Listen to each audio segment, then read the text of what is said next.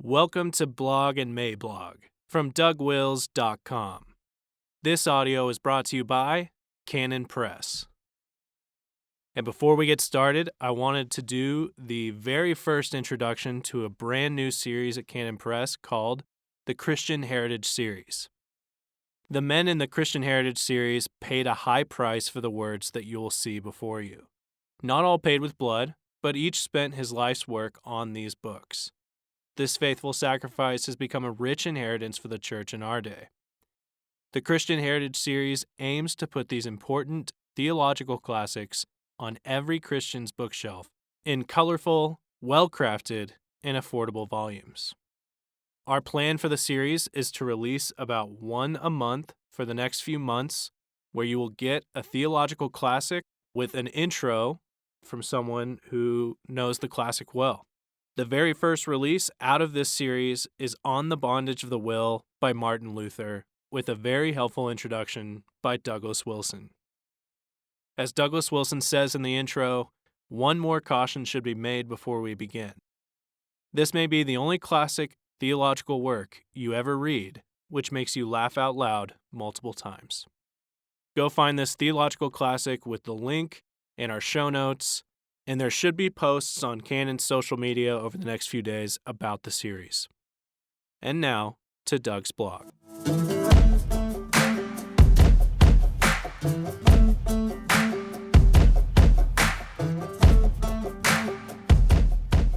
Assemblin, Carryin, and Sayin stuff.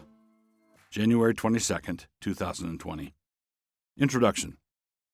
So last Monday, there was a huge rally in Virginia to protest the declared intentions of Governor Ralph Blackie Northam regarding guns. The rally was supposed to erupt into World War III, or maybe that was Iran. But anyway, really bad stuff was going to happen. We were promised that really bad stuff was going to happen. And then it didn't.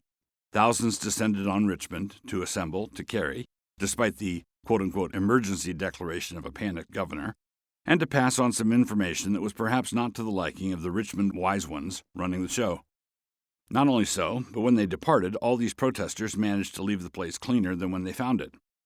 In the breathless run-up to the rally, some in the media had even wanted to describe it as an event more suited to their agenda, like a quote-unquote white nationalist rally. But it wasn't that either. It was just Americans. The basics. The fundamental divide in America right now can be characterized as a difference over the nature of rights. What are rights? How are we to understand them? When we understand that, and not until then, we can understand gun rights.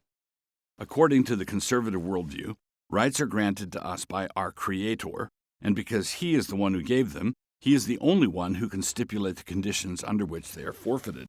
They cannot be taken away by the mere wish of the legislature. The legislature cannot have the authority, and does not have the authority, to alienate the rights of the people from the people. Any attempt to do so is, by definition, a lawless attempt. Now, when a criminal is executed, he has clearly forfeited his right to life, for example, but only because it is so serious a matter. We can only presume to do it if we are scrupulously following God's revealed procedures for doing so, meaning due process, presumption of innocence, hearing both sides, and all the rest of it. Because the social justice left wants to redefine all these basic matters of justice. This explains why their project is so profoundly destructive. And so, until someone has forfeited those God-given rights in accordance with God's rules of forfeiture, the individual continues to enjoy them. And all that is necessary for him to continue to enjoy them is for everybody else to leave him alone. In contrast, the liberal understanding of rights is positive, not negative. Conservatives think in terms of the right to free speech, the right to peacefully assemble, the right to bear arms, and so on. Liberals think of the right to affordable housing, decent health care, and a livable wage. But notice what this requires. If Smith has a right to affordable housing, then Jones has the obligation to give him an affordable house. If Smith has the right to decent health care, then Jones has an obligation to provide him with that health care. If Smith has a right to receive a particular wage, then Jones has the obligation to pay that wage. In sum, and skipping just a few steps, Smith's enjoyment of such rights requires the enslavement of Jones. But if Smith has the right to speak his mind, Jones doesn't have to do anything except mind his own beeswax. Allowing Smith to let fly on some topic of interest to him takes no skin off the nose of Jones. Now, Jones has the obligation not to be mortally offended when Smith says that this thing or that one is good or bad, take your pick, but that is about it. Lesser magistrates. One of the things that happened in the Reformation is that in various countries the Protestants came into conflict with the magistrates who were wanting to suppress the reform efforts. Places where this conflict could be seen in high relief were France, the Netherlands, and Scotland. And when the magistrates took to the sword and stake, one of the things that resulted was the theology of Protestant resistance. Notable books in this vein were Samuel Rutherford's Lex Rex in Scotland and Vindicii contra Tyrannos by the pseudonymous Junius Brutus, a French Huguenot. What developed was a three-step theology of resistance. The first was prophetic denunciation of the civic evil. When the magistrate is defying God, then courageous men in the pulpit should be authoritatively naming what is happening and denouncing it. Matthew 14:4. The second stage is for the believers to flee the persecution. Jesus said to do this: when you're persecuted in one city, flee to the next. Matthew 10:23. The third and final stage is to take up arms defensively. 1 Samuel 22:2. David's men were armed and were not cooperating with Saul's tyranny at all, and would certainly have defended themselves if cornered. But David would still not lay a hand on the Lord's anointed. So it's not permissible to undertake a revolution whereby the rebels seek to overthrow the existing authority. But taking up arms defensively is an option, and stating that you will refuse to comply if required by the tyrants to is also an option. This is why George Washington said that weapons were liberty's teeth. This is why Molon Labe is an option. As the saying goes, when the government starts saying that you don't need a gun, then you need a gun. In his magisterial institutes, John Calvin gave us another layer of protection against lawless anarchy. He taught that when the supreme ruler is resisted, it should be undertaken by the lesser magistrate, and that the people should not try to resist tyranny at the top as an inchoate mob. They should resist tyranny from the central government by means of submission to local authorities who are fulfilling their oath of office. Every lesser magistrate has the obligation, not the right, the obligation, to disobey unlawful orders from above. And when they do this, the people have an obligation to rally behind them. Now to Virginia. Now the situation in Virginia is an almost perfect setup. It is as though the good Lord wanted us to get a solid lesson in reformational civics. The right of the people to keep and bear arms is a God-given right. In a healthier time than we are living in now, the civil magistrate recognized this and solemnly included the Second Amendment in the Bill of Rights. Now we must realize that the Bill of Rights was included not because the Americans were still afraid of King George, but rather because they were concerned about the tyrannical streak in American politicians. Everything about the Constitution shouts at us, never trust an American politician.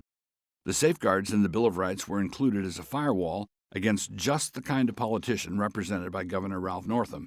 Remember that this is the hypocrite in blackface, the man who wants to be able to put down newborn infants like they had no more rights than household pets do, and who wanted to confiscate the firearms of Virginia, in defiance of God-given rights, centuries of tradition, and the express prohibition of the law. Let us think about it. No, everybody said. So, as a reminder, if there had never been a Second Amendment, we would still have the right to keep and bear arms. The Second Amendment does not bestow on us any right to keep and bear arms. The Second Amendment was intended as a second layer of protection. It was an acknowledgement that the Republican form of government that we had adopted was being careful to remember that her citizenry had been blessed by God with certain inalienable rights.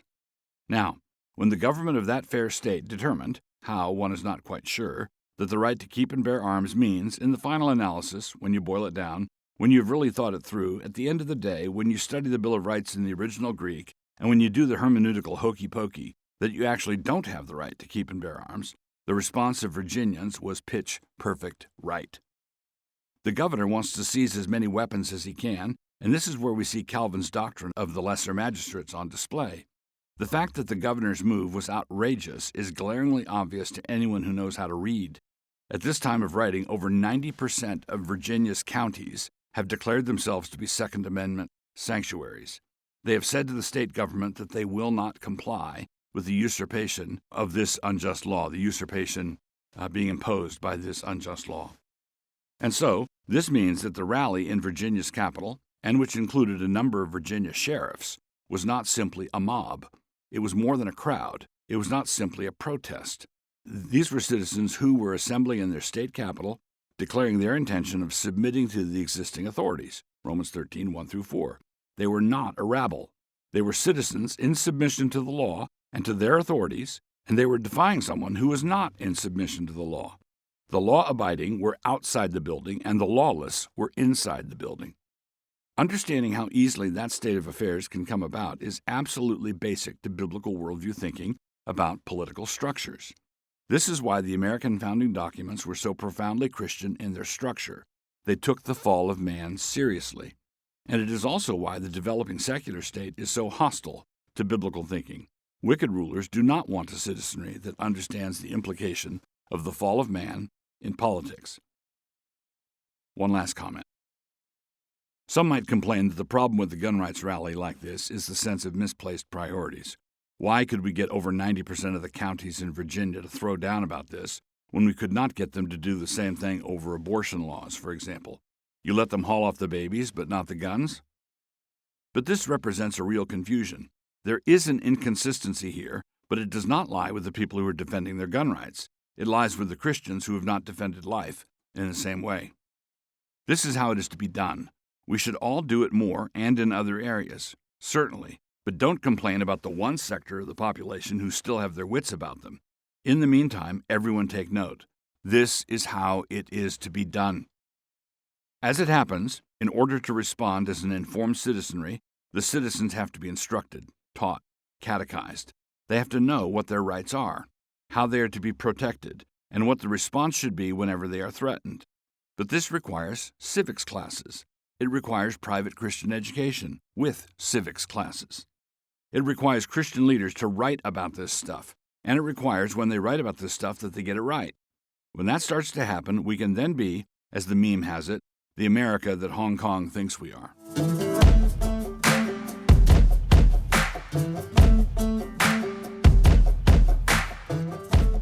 For more books and audio from Douglas Wilson, please visit us at canonpress.com.